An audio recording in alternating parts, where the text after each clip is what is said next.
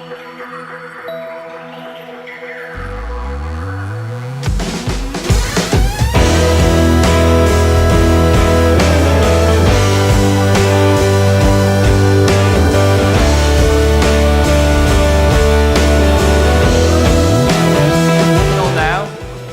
just like to introduce our panelists today. I'm going to read it out because I'm getting a bit old, so bear with me. From Qantas Loyalty, we've got Rachel Yangoyan.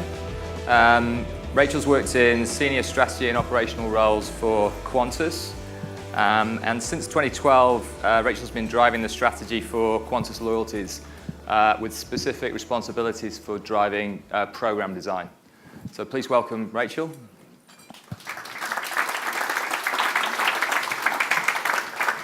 Well done, Pete. You got the name right. Thank you. Not actually to say mine.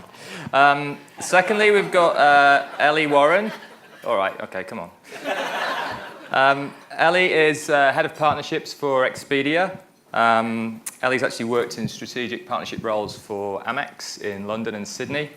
And now at Expedia, she leads the partnerships in the Global Partner Solutions team, evaluating and negotiating brand partnerships. So please welcome Ellie.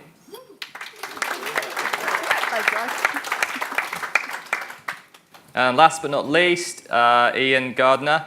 Ian's responsible for building the startup ecosystems for Amazon Web Services. Ian was a former founder and CEO of Viacorp, a software platform for video communications. And also Ian co-founded Innovation Bay, not to be confused with Innovation Day, 13 years ago, which provides a forum for startups in Australia to get seed capital. So please welcome Ian.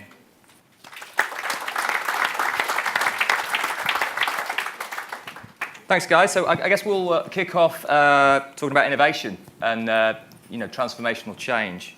Maybe Ian, you can kick off. Which sort of organisations do you look at that are sort of leading the way for innovation in Australia? Okay, I'll start with my position of bias. I look after startups, and we've got a pretty broad definition of startups. So, question one: are you privately owned? That's kind of it. Yeah. So it's the startup sector that really is the most innovative, I think, in the country. So if you think of companies like Atlassian or Canva and Vato or Kogan, I mean, these are building new services, new products, and great value in the ecosystem. I think what we're seeing is that the bigger companies are learning from that and seeing that as there's almost a halo effect around these great startups that is cascading through into the larger companies. So corporate venture capital, accelerators, people like Westpac, IAG, are in the room. And there's a lot of activity around the big end of town too that is very reassuring, I think, as someone within the ecosystem. So it's everywhere and it's getting more prevalent. Do you think we're sort of innovating fast enough here? I mean, there's a lot of incubators. There's obviously, Innovation Bay and fintech investments from the banks. Are we innovating fast enough in Australia? No, I mean, maybe I'm just impatient with these things, but it's so much better than it's ever been. I mean, I started Innovation Bay 14 years ago. I think you came along to some of the first ones, so it's been a long time. It's been a long journey. I mean, the ecosystem now is totally transformed to how it was back then. Even so when I started my job with AWS 2.5, almost 3 years ago, there was maybe $300 million of good venture capital in the startup ecosystem. Now that number is about 2 billion. So, I mean, we're still behind where Silicon Valley and Israel and London and a few other places are, but it is so much better. And there's quite a few macro reasons behind that.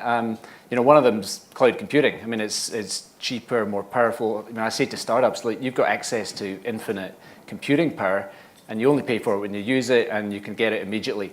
So as far as building a company, especially a tech company goes, that is absolutely transformative because essentially you can do it for nothing. Whereas years ago, when I was, I'm kind of old now, but when I was starting my first tech business, you're spending hundreds of thousands in servers, infrastructure, people, data centers. I mean, it was huge. And then you combine that with some other macro ones, so macro trends. So mobility everyone's got a supercomputer in their pocket. I mean, it's extraordinary. I think it's 40% of all internet traffic is mobile now. We don't talk about, if you've got a mobile strategy. I mean, everyone does because they have to. The internet itself, better, faster, more powerful internet. Unfortunately, NBN's not quite made it to Bondi Junction, which I still don't quite get. But it is getting a lot better. And then there's trends within the softer parts too, so talent. In the old days, you say, I'm an entrepreneur, and it was kind of like admitting you had a venereal disease or something. It was just, it wasn't a cool thing to be, whereas now you're getting talented graduates, considering a career as an entrepreneur. And then the last one's a capital piece that I touched on before. There's so much more money available, and good money, not just any old money. This is money that can add value. So you add all those trends together, we're actually in, I think Turnbull said it, it's never been a better time to be a startup. So I'm loving it. Yeah, and Ellie, what about you? Because you work for a large company, or you've worked for large companies. Is it hard to innovate in large companies? I think there's always that perception that when you're a large company, you move slowly. And having been in some large companies that may have had that risk, there's certainly others because tech within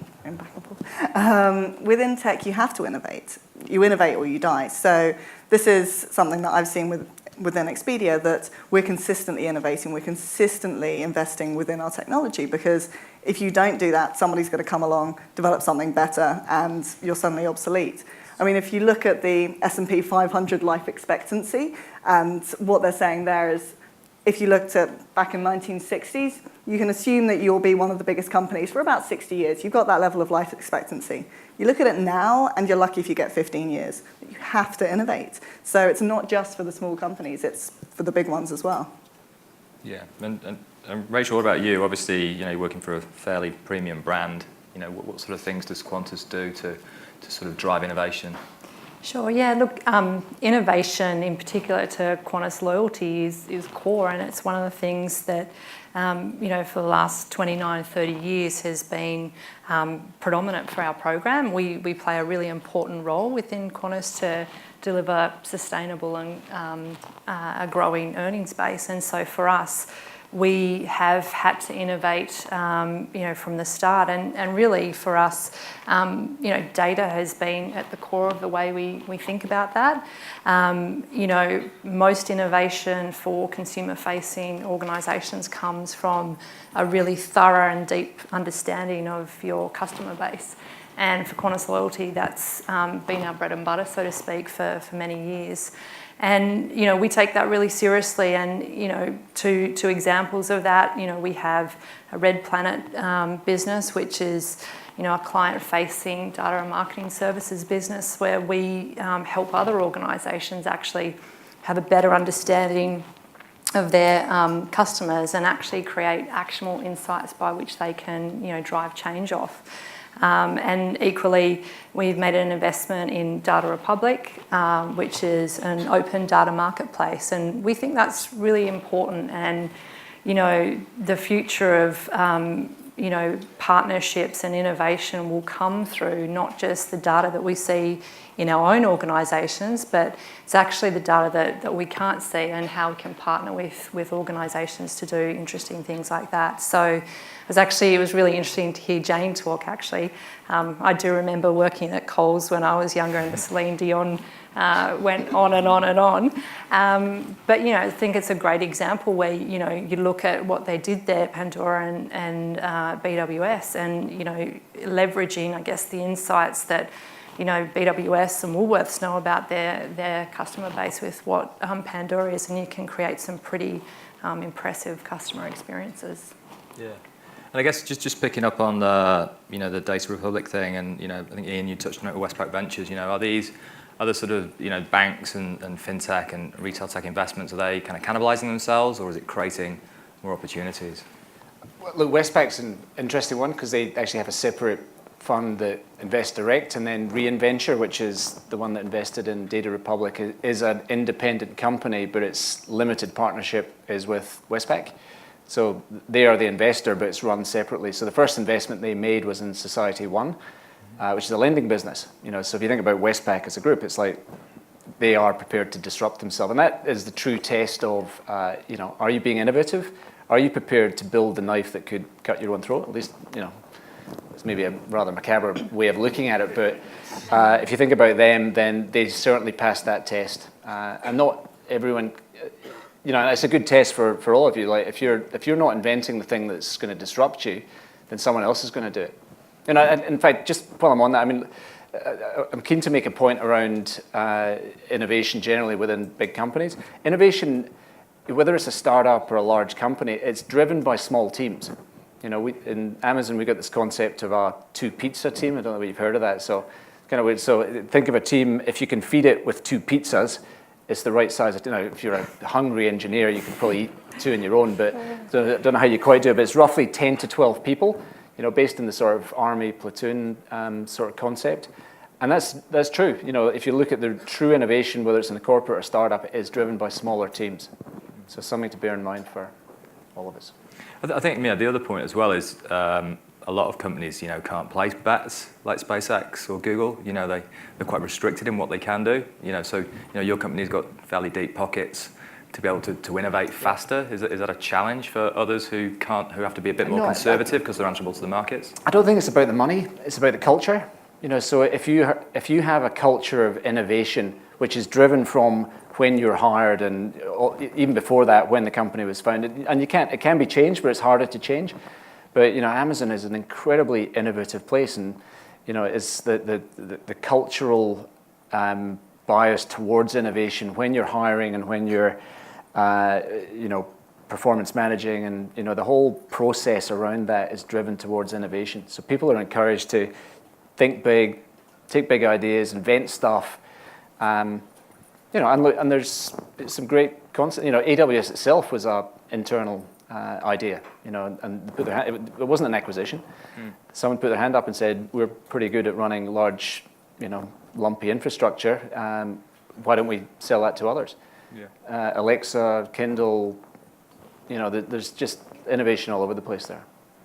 Yeah, so I think that is materializing, right? Because we're seeing more and more disruption of certain verticals with the likes of Uber and Airbnb. How are we looking to sort of face that or address that, Rachel, as traditional organisations? Yeah, look, I mean, it's a great question, and I think traditional organisations, quite frankly, have a choice to make. You can sit back and be disrupted, or you can really start to work, with some of these partners and people like Airbnb who are doing some really interesting things. And Airbnb is a great example because for Qantas, what we found is Airbnb effectively have a mission to make people feel like at home when they're travelling and to really live in their destination.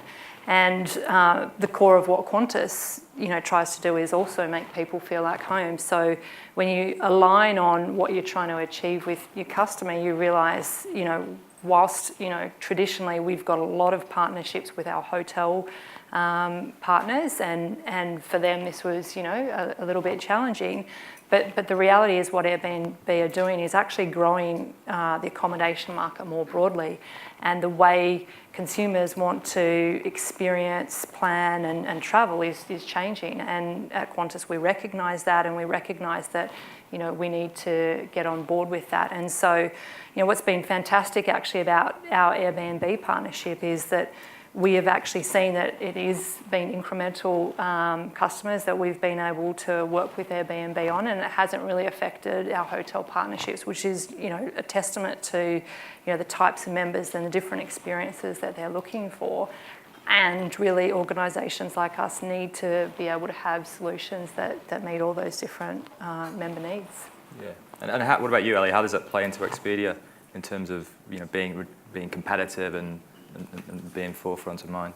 Yeah, and I think, touching on the Airbnb point, we do see that customers want to have that choice of being able to have a homestay but also have a hotel, and they feed different needs.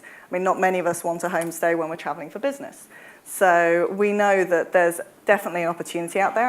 Otherwise we wouldn't have bought Home Away with stays and Book a Batch in New Zealand. So we have that infrastructure. but we see that there's still a market for us. And what we've also looked at as a business is how can we look to innovate? So there's other partnerships that we look at to ensure that we maintain relevance. And one of those areas is working with airlines, so working with them to provide their hotel solution. And this goes beyond just feeding in our inventory and letting them service that. What we've realized is that at our core, we're a technology company. And what we're great at is essentially selling hotels, selling travel, and we invest heavily in that. I mean, we've invested $2 billion over the last couple of years within that infrastructure, within that platform, to make sure that we're converting at the best possible rate. So what we're now doing is changing our business model. So we're not just saying, we're going to provide you with our inventory and make of that what you will, and we just hope we get some money from that. What we're actually doing is saying, we've invested our time and all of these tests, and we are continually optimizing, and we want to be able to give you that service and share that with you. And that's really where we focus. So we're looking at, we build partnerships with financial services, running their loyalty programs. We work with airlines, and we're now actually branching into working with hotels and actually powering their own websites. So it's really, you would think that, as you said, you've got to be willing to create something that could ultimately kill you and stab you in the back. You think that some of these people are our competitors and that they want to be driving direct, but we know that we have the opportunity to be able to support that, and we can do something that they can't because we have those volumes. I mean, we're looking at 50 gigabytes of data on a month. It's ridiculous how much information we have. So we know that there's 50 million, I did say. But we know that we can test this and we can continually optimize in a way that individual hotel partners or airlines who want to be developing a hotel solution can't. They don't have the volumes, and so that's where we can really add value. So are we seeing that? Are you starting to see that scale of cadence in partnerships? You know, because there's partnerships that exist. You know, United and airlines and Marriott, but then it's hard to get the next one and the next one. Is that something that you think now is just scalable? Absolutely. And I'd say actually more of the challenge is it's not about getting the next one, it's how do we scale up and be able to get them as fast as they're asking to work with us.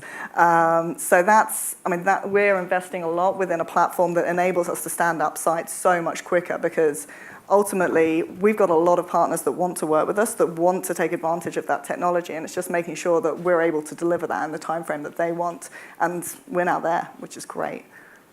And what about from Amazon's perspective, Ian? Because obviously most people want to partner with Amazon.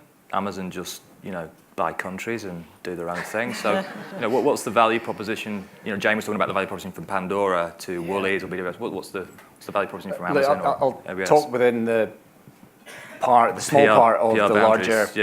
Because Amazon's a big company, so I don't want to touch on stuff that I'm not comfortable with. But within the startup space, our partnerships are not the normal ones. So we partner with venture capitalists, the accelerators, the incubators, the co-working spaces, angel groups, anyone who's touching multiple good startups. And I guess the macro theme, and this will be true across the organization, is like everything's done with a view to how is this scalable? I remember it wasn't long after I got there, I thought it was a good idea that we should run an accelerator, and possibly was, but you're impacting 10, maybe 20 companies a year. How do you do 2,000?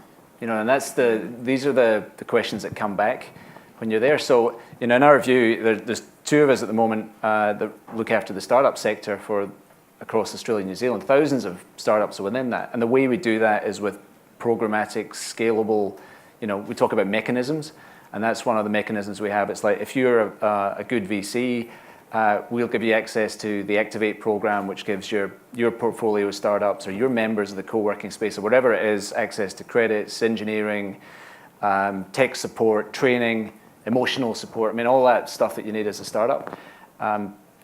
So the partnerships for us are really, it's trust-based, it's values-based. We often talk about value beyond the credits. It's easy to think about getting some free stuff, but how are we actually going to add value to help that company become the next Atlassian? That's what we want to do.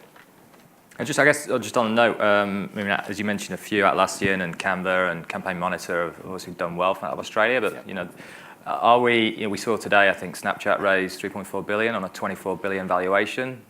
Don't make a lot of money. Are we sort of being over exuberant in the valuations of these big businesses? Look, it's easy to. I mean, I'd rather not talk about whether Snapchat's overvalued or not. I mean, it's a big number, I've got to say. You can read into that as you like, and that's a personal opinion, not the corporate one. But if you look at a macro sense, I mean, the top 6 companies in the world, 5 of them are tech. 3 of those 5 didn't exist 20 years ago. Yeah. So Apple's 700 billion. Microsoft's 400, Google's 500, I think Amazon and Facebook 400. So between the 3 that didn't exist 20 years ago, you've got more market value than the entire ASX within the last 20 years. So there's definitely something in this tech. There's no doubt about it. So is it overvalued? Probably not. And then I go back to the point I made before. I mean, the startups now that are coming through, the next Atlassians, they're going to be these big companies down the track. So sure, it might be overvalued, or you might think it's overvalued at 24 billion, but there's plenty of fish in the sea. I mean, there's a lot of value being created right now. And, if you're interested in that stuff, kick the tires and angel investment, or, come along to groups, or just start looking at what's out there in terms of that innovation and investment opportunities. Yeah. Slightly different topic, but there's value to be had. Okay. I'm just going to throw it to the audience now. Does anyone want to jump in with a question? I can keep going, but yeah. Just down the front here. Yeah. She's running over. Here we go. She's speeding down. Thanks, Steph. Yeah, should be wearing trainers. I suppose I'll direct this one at Ian, but also to the rest of the group. I suppose, Ian, you spoke about culture as being an important aspect of a company to be able to innovate, like, I suppose, the core aspect. And I'm wondering, what would you say are the cultural aspects that are unique to Australians or an Australian business that we would need to look at and perhaps change to be seen as a leader within the innovation area over the next 10, 15 years? Yeah, okay. I mean, there's a couple of ways of answering that. I mean, Australia punches above its weight when it comes to, if you think of innovation as that sort of R&D, how much money you're spending, what are the innovations coming out. We are actually very strong at that, but we're pretty bad at commercializing that. So I think, we're one of the best at spending and developing inventions, but one of the worst at commercializing it. So there's definitely a gap that we've got to close there.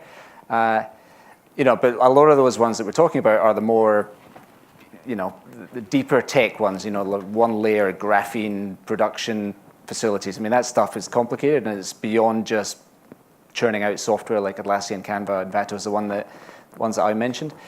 So we're probably a little bit of work. There's work to be done in all of it, and it's good that we've got this topic on the national agenda. We always want more. So it's I don't really have a clear answer on it. We have a lot of work to do. It's probably the best way of putting it, but it's getting better. And our job, by the way, is to support that. I mean, a lot of people, especially when they come back from the US, it's like, oh, it's terrible here and it's better over there. I'm like, well, we're here, so let's just work together to build a better ecosystem rather than whinging about how good it could be. I think maybe the only other thing I'd add to that, and I'm not sure if it's just an issue here in Australia, but I think innovation, as I said before, really has to come from a really deep understanding of the consumer and the pain point. So you're really understanding what is the problem that you're trying to solve. And so driving that culture, I think, then is being obsessed about data and being obsessed about, the needs, desires, wants of your consumer base. And, customers won't tell you what the solution or the product is. It's up to us to understand, what are those needs and how do we then create solutions for them. So I think, that culture of innovation comes when we, continuously hold ourselves to account and ask ourselves that question. And we use rich data sources, ethnographic research-based data, inferred data, behavioural data, and we, mesh all of that together to really start to come to understand what is these pain points and how actually can we solve for them in the technologies and the innovation that then we can build from that. And just, I guess, touching on that, Rachel, I think obviously Pete talked at length about, how much opportunities there are in all the data that's available. It's just visualizing that and making sense of it. And I think something like over 90% of the world's data has been generated in the last 2 years. So, as kind of experts in loyalty, how are you making sure you stay front of mind and maintaining that connection with your customers? Yeah, no, I think it's a good point, because I think everyone talks about big data and collecting more and more data, but really the most important thing is that you have a data strategy that's absolutely linked to a commercial or a business strategy, and you're starting out with what is it that you actually want to do with the data and how do you want to solve for it. Because I think, again, as we heard from Jane before, building data assets takes time and is costly. I think we heard Jane say it's potentially taken 15 or so years for Pandora to build that metadata that makes its point of difference in the market. And so, for other organisations, it's the same. It's, we can collect lots of data, but how do you store it? How do you structure it? How do you ingest it? And what is it that you then want to do with that? And I think lots of organisations still have some way to go. At Qantas Loyalty, we are certainly on a journey and have started that, but there is more opportunity for us there. And I think this is where things like Data Republic and data partnerships become also really interesting, because we can also look at how we can partner with others to do that. Yeah, and we were sort of talking about that just before. I'm a Qantas frequent flyer, and thank you very much, by the way. But there's a bit of a disconnect in terms of, obviously you're wanting to drive people to the mall from a points redemption standpoint versus the air miles. So how do you sort of manage that challenge or look at that opportunity? Yeah, look, I think it comes back to different members at different point in time want to do different things with us, and it's all about being contextual for where they're about. And so I guess as we build out our experiences for members, there's lots of different things that we're trying to do with them at different points. When you're travelling, it's actually about making sure you feel pretty safe that you're going to get to your gate, you're going to get on time, you've got a nice meal either before in the lounge or on flight. But outside of that, there's lots of other opportunities across the broad frequent flyer program and the coalition of partners that we have around how we can engage you at different points in your life stage or lifestyle on ways to keep you engaged with your points and keep you thinking about that reward, be that first class trip over the UK or whatever it might be. Yeah, economy for me, but CFO's here. Points, use your points. Yeah. I do my expenses in non-business hours, yeah. So Ellie, what about you, Expedia? Obviously you've got a lot of data. How do you make sense of that? So, we are an absolutely data-driven company. Every single week we're looking at daily, by hour, what's happening on the site, how are things changing, what does that mean for our conversion funnel.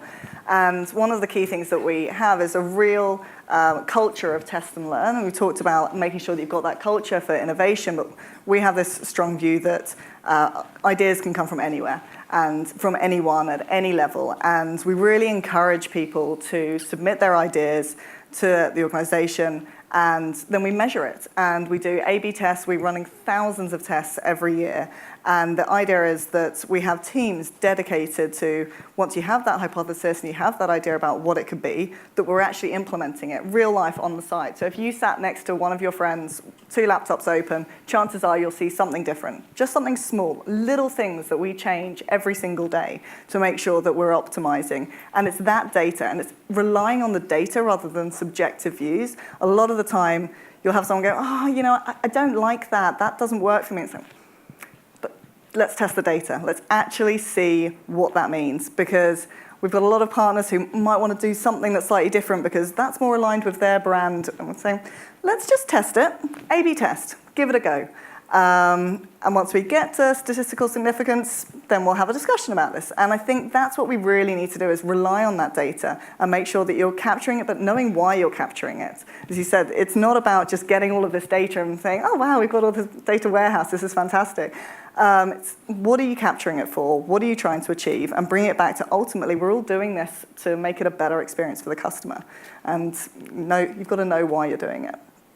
And Ian, what about you? Obviously, Amazon, maybe speak on behalf of Amazon, obviously it has a lot of data and is arguably a past master at making recommendations. Yeah. What's sort of next for Amazon in that regard? So one of our cultural values is, we call it dive deep. So it's an incredible, and it was probably the one I was worst at on the way in, because as startups, you tend to make decisions based in gut feel. Yeah. But again, in looking back on my startup journey versus what I've seen in Amazon, it's like, you can make incredibly good decisions with data. So we measure everything, we dive deep into it, and we use that to drive innovation and better decisions around, and it's all, for the sake of customer outcomes, which is the number one cultural value. So so data is super important. And just, I guess, picking up on that, so the other day, my 9-year-old kid said to me that, when he gets older, there won't be any jobs to do because it'll all be automated, and he just wants to be a YouTuber or play for Man City, and hoping he kind of does. Am I going to be reliant on Alexa, waking me up, and Garmin telling me that I can't get health insurance? How far are we going to take this machine learning? Because from what Pete told us today, there's some real opportunities there, but sort of, how far are we going to bridge the gap between? Yeah. I mean, I think Pete touched on the ones that are coming. So transportation, customer support, health. Health's another big one. I've seen some startups now coming out that can do much more reliable medical imaging. So it can detect much earlier than anything else the onset of cancer based on or some images. So there's some really good stuff coming. I mean, it's a much bigger topic. I mean, what's going to happen when we reach? If you really want to terrify yourself, read a book by James Barrett, Our Final Invention. I think we're a little bit away from there, but there are some murky ones like around military and finance. They're just working on their own AI. So and this is like a personal opinion, not the Amazon one, by the way.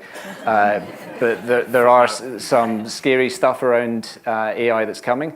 But for now, most of it's for the good. And there's still going to be jobs in healthcare and the touchy-feely stuff. So there's plenty of jobs to go around. And I've read many things that say the advent of AI is actually going to create more jobs rather than less. So I think it's good for humanity. Rachel? Yeah, I'd agree with that. And I think the other thing is all these use cases of AI and how it's going to be used are also going to come back to how the consumer actually feels about it. So in the case of the Alexas, I think there's some really good examples of how certainly from a loyalty or a travel perspective, the personal assistant type use case, where do I travel, or I've got this many points, what can I do with those? But consumers have to get comfortable with the fact that Alexa's listening all the time, and so we have to be really careful about how we protect and do that in the right way for the consumer. Unless it's actually adding value, consumers won't let us do the things that we may want to. So I think that's really important for organisations to think about that. And then, coming back to, there will still be a need for, consumers to have experiences, and certainly, in travel context, the experience that we can give you in lounge or on board will always be there, because humans need interaction as well. So I think how organisations think about how they still blend that together is important. Ellie? Yeah, and I'd say, thinking about virtual reality, some people say to us, well, with virtual reality, people won't need to travel. And you say, well, actually, what it gives people is that opportunity to test out places. So you can decide which destination you want to go to. You can decide which hotel you want to stay in. You can look at the different rooms. You can experience with an overlay of historical data on that. And if anybody thinks that virtual reality is a fad, you look at Gear VR being the biggest selling one. They sold 5 million devices last year. Compare that, it doesn't sound like a lot, but if you think about iPhone in their first year, that was 6.1 million. So it's here to stay, and it's going to be huge. And there's a huge way in which we can, within the travel industry, embrace that and look at how we can work within that to give people an experience that otherwise they wouldn't have. So it's not just about replacing travel. It's about how do we give people that opportunity. Marriott's doing some great stuff of being able to see within a room, really understand more about that. So I think that there's some huge opportunities where we can leverage that information. Okay, I'm going to ask one more question, and I'll throw it to the floor. So I guess, the NAB retail index said last year's sales only accounted for about 7% online, so there's still a big gap. How are we bridging the gap between, online and offline? Yeah, and that's within retail, just to be clear, not on the travel space, but it does show that there's a huge gap in Australia. It's growing fast, so it's still growing at 10.6%, which is double bricks and mortar, so there's a lot of opportunity there. But it's still not really growing fast enough when you compare it to the other areas. And I think it comes down to three things, which apologies for those companies in the room who aren't quite managing these three things. But the first one is user experience. And no, it doesn't just count if it's device optimized. It has to actually be applicable for the customer. You have to think about the customer journey. As you said, 40% is on mobile right now. And if you look at people's sites, a lot of it's just a shrunk down version. They haven't really thought about the different way in which somebody wants to interact with you on mobile versus on desktop, the different levels of information. So it's really about optimizing that and having seamless payments within that. There's a certain online retailer within Australia that you can't actually check out on mobile, but you can on desktop. So you look like you can check out on mobile, but when you call customer service to say, is there something wrong with my card? They say, oh, what device are you using? Sorry, checkout on mobile doesn't work. And you think, this is a huge missed opportunity. So firstly, get the basics right, make sure that people can use it. And then this is online, so if you've got a product that needs to be delivered, make sure delivery is good. So you want it to be ideally free, but at least efficient. And you've really got to compare, looking at coming from the UK, as you can probably tell from my accent, grocery store delivery in the UK is down to a single hour, whereas we haven't evolved to that. So for 3 hours, that's a huge difference to say, I want something to arrive at 7 a.m. versus 10 a.m. So you can't really, 9 a.m. I guess, if you're giving that 3-hour window. So we really need to evolve to make it much more convenient for customers. And then the final piece is giving people that level of reassurance. Because when they're online, they're most likely on their own and shopping on their own. So having strong reviews, having really clear descriptions, having good imagery. I mean, ASOS did a great job many years ago of introducing the catwalk. So you can watch a video of the clothes that you're looking to buy. And there's so many things that we can do to evolve this to make it a much easier customer experience when buying retail. It's something that we really focus on within Expedia. We're only online, so that's where we put our core emphasis. But there's a lot that I think retail organizations can do to improve upon those opportunities. Great. And Ian, obviously, Amazon is on its way over in September. It's going to create a little bit of disruption and change. Is that going to help bridge the gap? Well, first of all, we haven't announced anything to do with when that's coming. Okay. So I don't know what you're trying to do there. No. I'm no expert in retail. Ask me about tech. Okay. Wow, it's the first time. Mark that down. Rachel? You obviously work with a lot of partners who are online and offline. Yeah, look, I think, agree a lot with what Ellie said there, but, I think the reality as well, it is actually about, omni-channel, and online and offline emerge whilst, there's only 7% transacting online. We know that, over 60 to 70% are actually shopping and being inspired and being explored. So, I think it's really around how organisations manage the online and offline experiences and merge them together because, customers see it as one omni-channel and want to have that experience seamlessly across the two. Okay. I'm just going to throw it out to the floor now. Chris?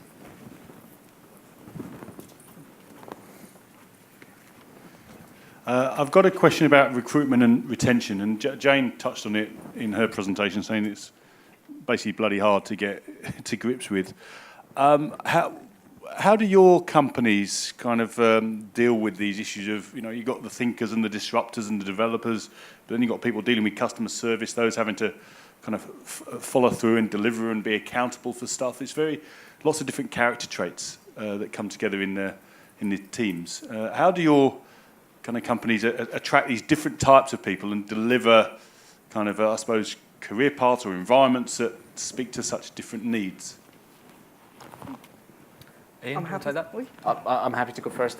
First of all, culture eats strategy for breakfast. I think Peter Drucker said that. And one thing I've seen within Amazon is that is fundamentally true. So, I mean, we hire innovative builders, and most of the interview process is around the cultural norms. So if you get to the point where you're being interviewed for a job at Amazon, it's it's quite a process even to get to that point. And it's a half day. I used to think I was good at recruiting, and we talked about cultures in my own startup. In hindsight, I was really bad. People talk about culture and values and all the other stuff they stand for, and if your hiring bar is not super high, then you're kind of done. I mean, that's one thing we found. So as soon as you hire a B player, they'll start hiring C and D players. So A players will hire A players, and A players want to hire players that are better than them to make the team better. B players want to mask their inadequacies, so they hire C and D players.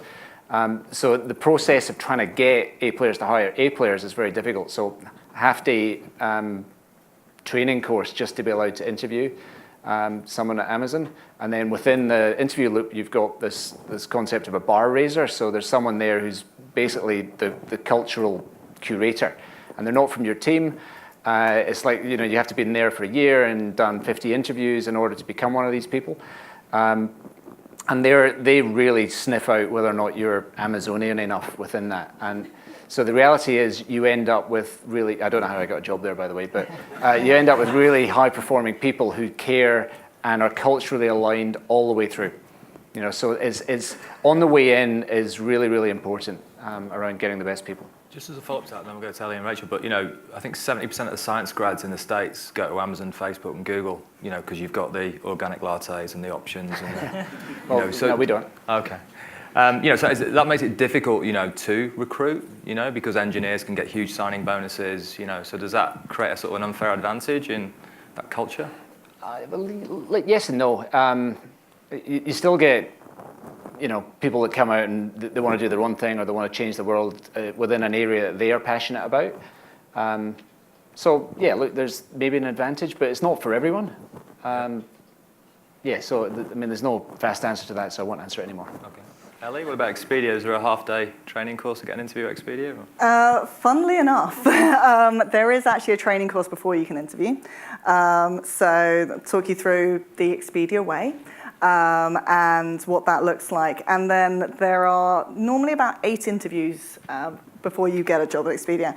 And a lot of those are just to make sure that, as you said, it's about a cultural fit. It's about making sure that you not only can do the job, because you wouldn't even get an interview if you couldn't do the job. I'm in a very lucky position that we're in a highly sought after industry, being both travel and tech. So obviously there's going to be a lot of people applying for it, but it's about making sure that person's going to add a lot of value to the team and be a team player and want to do that and aspire to do better and help other people and support that. And so, we recruit from different areas. We have a team that's dedicated to those graduates, the global early talent team that manages the internships and our graduate programs and making sure that they're working really closely with the universities to identify those high talent, high performers and get in there before these guys do and make sure that we've got those, especially within the tech sector, certainly. But also we have a culture of, we think good people know good people. So we have a very generous employee referral program, and we make sure that we're encouraging people to recommend their former colleagues, their friends, people they've worked with, business partners, that they feel would be a good fit. And so they've worked with them and they really know that they're going to be somebody that's going to raise the bar. Rachel, is there a Qantas type person?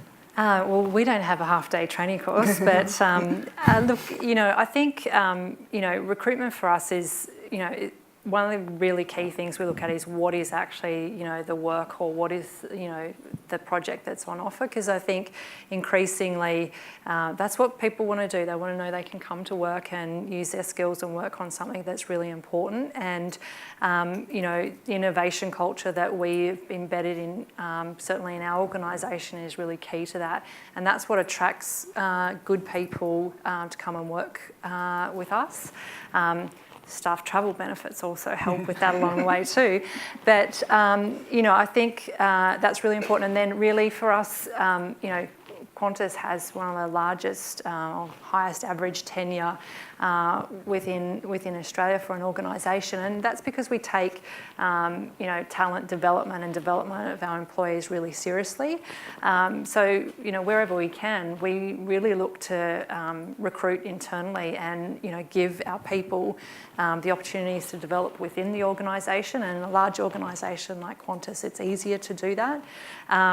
But we certainly recognise, as we need to be, more, digital friendly, we've had to bring in new skills and we have to develop our people. We, take agile methodology seriously now, and so, things like that are what we continue to do to develop our staff internally so that they can actually meet the skill sets that we need. Yeah, I mean, I definitely would agree. I think, you make mistakes 2x2 and pay for them 4x4. I'm not sure if we're ready for the half-day training course yet. I'm sure the recruiters are delighted about that. But yeah, I think it's pivotal because you make such an investment in staff to get that right, to spend a bit more time doing that. Is there any more questions in the audience? You mentioned that we're good at innovating, but not good at the commercialization piece. What are we missing? What are the barriers? What do we need to do differently? Because that's the whole point. So the question maybe for those over there, we're good at innovating, not good at commercializing. What do we need to do better? Look, it's tricky. I mean, like you've got initiatives like the CSIRO is running an Accelerator program called ON. So it's basically trying to take some of their, and it's interesting because it's staffed by their staff rather than external entrepreneurs, but they're trying to get that culture of innovation to be within the researchers. And that's maybe just one example of what could be done. I mean, you hear of entrepreneurs in residence coming in, so successful people who've tried to or who have successfully commercialized other things. Look, there's no, I don't have the answer, I'm afraid. I probably wouldn't be doing this job if I had the answer on it. A lot, we're building a house here, and it's, a lot of people complain, there's no funding, or the training's bad, or, there's gaps.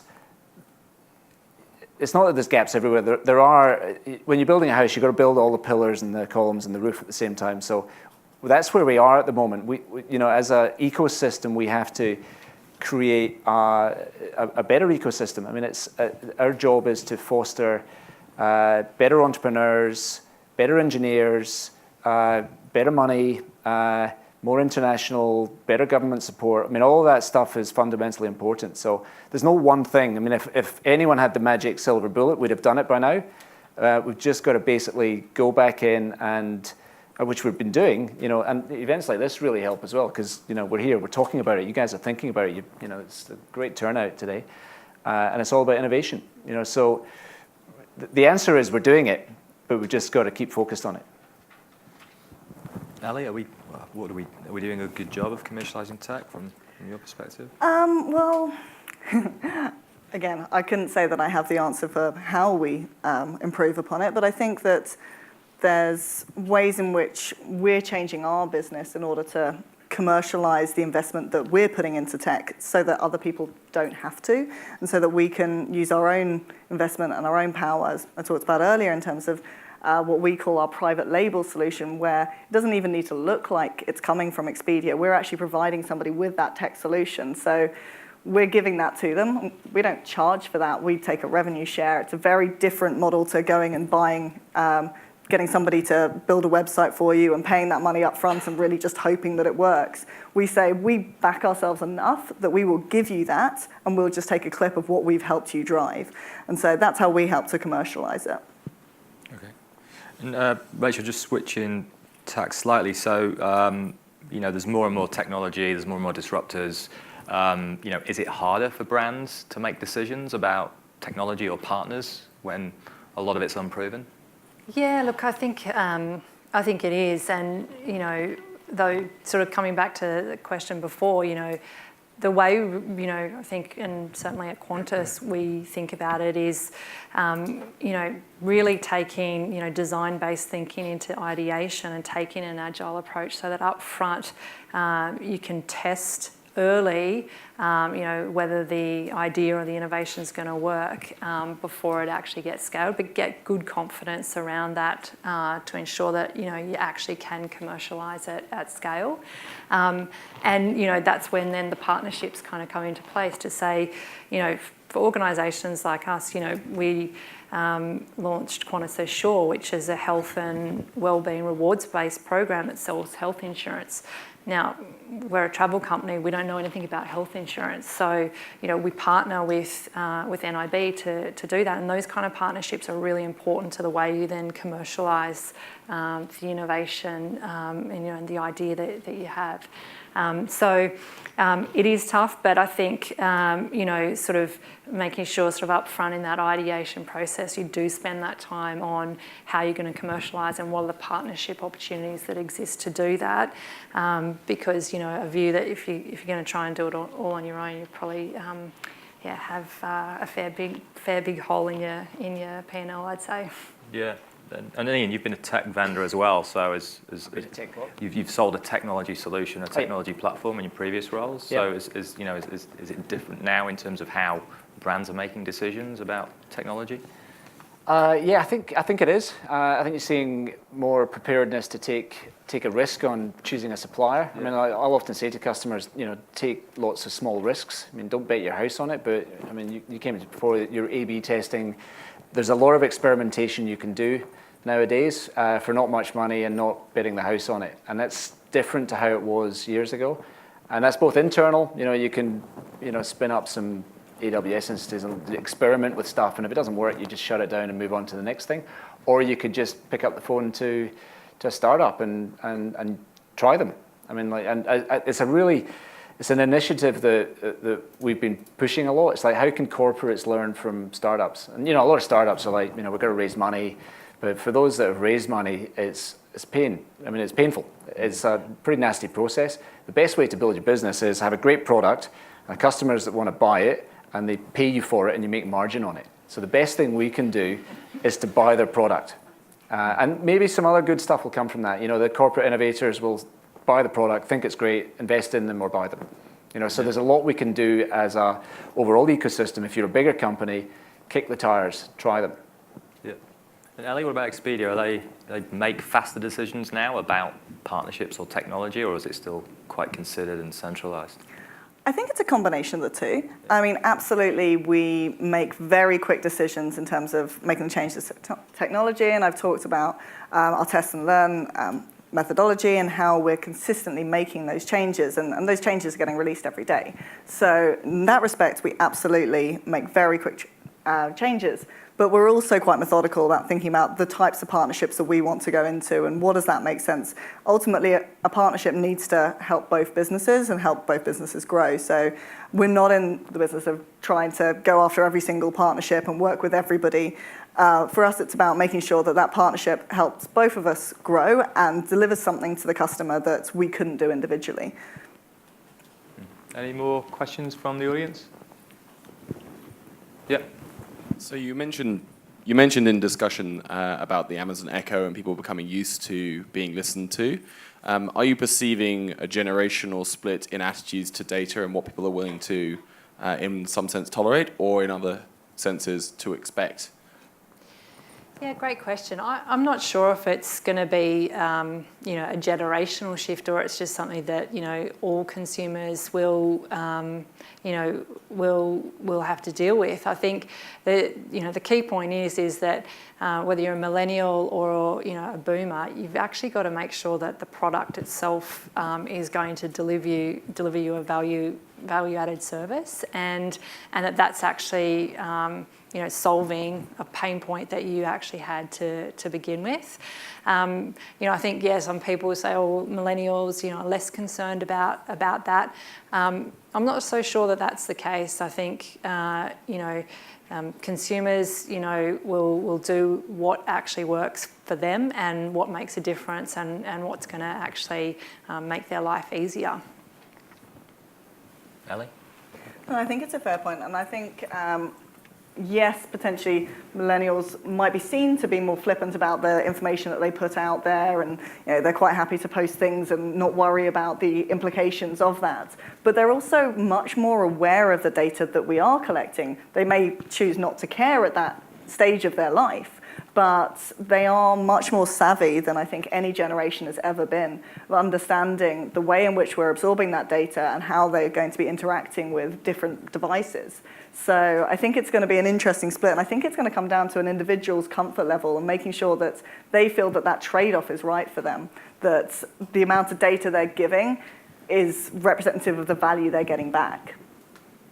And just, I guess, a follow-up question to that, maybe start with you, Ian, is, I think there was a report last year, 79% of millennials would rather go to the dentist than talk to their bank. I know there's a few banks here, but, are we seeing that shift, right, where millennials will want to go and bank with Google or Facebook or Amazon? Will we see that? Possibly. The concept of trust is a big one. But there's trust, convenience. How many people have got an Echo or had access to one? There's a few. Not many, actually. Yeah. In fact, just one. What do you think of it? 2. Yeah, Pete's got one. Good. Yeah. What do you use it for? Right now, it's just music and I can order Uber, which is kind of fun. So I Right. at this stage. Yeah, but whether it's an Alexa or a Google device, or there's microphones and cameras everywhere. So the reality is it's just going to be pervasive. There's a large degree of trust that we already have for those things, and that there's not some nefarious government department spying on us, which I don't think there is. And I think certainly your question, Pete, was around millennials and what they're thinking. I don't think they think about it, to be honest. They live life in the public eye generally and don't tend to care too much, and that trend's going to continue. It's only as oldies that get concerned about it. Ellie, what about you? Do you think their habits will change in terms of how they sort of consume financial services and where they go and get those products? I think people might change the way in which they engage with their banks, and obviously people are moving to engaging purely online with their apps. It's about ultimately making things easy, and the dentist is still something that you can't do online. I'd love it to be. But ultimately, people want ease, they want simplicity, they want convenience, and the bank isn't convenient to go to in person. They would much rather be able to do this online and do it over the phone, on their app. And I think banks, especially in Australia, I think banks are really far ahead of that and really supporting the way in which a consumer wants to engage with them. Rachel? Yeah, no, I don't think I have anything further to add there. I think there is still an element of trust that exists with banks, and I think banks are working also pretty hard on how they build out their experiences to solve for that. So it's probably just a question of who wins the race around what better experience they can deliver. And I guess if the tech companies can get over the trust piece, then maybe they could win. Okay. We've got a few minutes left. Is there any more questions from the audience? I've got one final one. So I guess, you obviously all work for large organisations and well-known brands. What's your sort of passing comments in terms of best advice to companies who are looking to engage in partnerships? What's from your experiences? Great question. I think starting off would say, what's the common objective between the two organisations, and absolutely related to that, what's the common customer synergy or pain point that's trying to be solved. I think it's really good to get that alignment up front. And again, if I come back to the Airbnb and Qantas example, that partnership worked so well because there was such a common alignment in that, both organisations want their customers to feel like they're at home when they're travelling. So that really helps in terms of, a vision or mission around what you're trying to achieve. From then, it's really about being clear on, what those objectives are, and, using data again to help achieve that. But, I think, in any partnership, you'll always start with, a plan of what it is you're trying to achieve. But I think you've got to be really open and prepared to iterate and change because, ultimately you work together and you have a set of assumptions going in. But, that's why their assumptions world is not what you think. So you've got to be prepared to just keep that open dialogue and continue to iterate to make sure you can come back and achieve that end vision. Okay. Ellie? Yeah, I couldn't agree more. It's really about, with your partnerships, making sure that you're both clear on what you're trying to achieve and that you're trying to achieve that together. There's no winners and losers. It's not like a client relationship. Ultimately, you are business partners and you need to approach it in that way to make sure that you're both trying to do the best thing for your joint customer. And I think that's really the key to making any partnership work. And really thinking about who you're going into partnership with and why and what you're trying to achieve there is absolutely critical. Because yes, you can set objectives and set targets, but ultimately you need to think about what are you trying to achieve and why are you choosing to go into partnership with that business. And you don't need to always look at a partner of the same level in terms of the size of the organisation. I think that's really key. Some of our best partners are ones that are very small as a business, but what they deliver for us is incredible. And I think that's something for you to be really mindful of, is that it doesn't need to be another behemoth beast that you're working with, and sometimes that makes it a lot more complicated. It can actually be a small business that is aligned with your objectives, and the two of you can really deliver something special together. Ian? Look, there's so much innovation in startups. I just encourage everyone to look at that. There's no one source of, hey, where do I find the cool startups? Google's a pretty good source to do a search for that stuff. But embrace that. Innovation can come from anywhere. So, use startups, think about smaller teams, more distinct, shorter projects, experiment with tech, whether it's cloud compute or devices or whatever it might be. There's a lot of value that you can drive from both internal and partnering with a startup around innovation. Great. Okay, well, thanks to the panel today. If you haven't put their hands together for Ian, Ellie, and Rachel.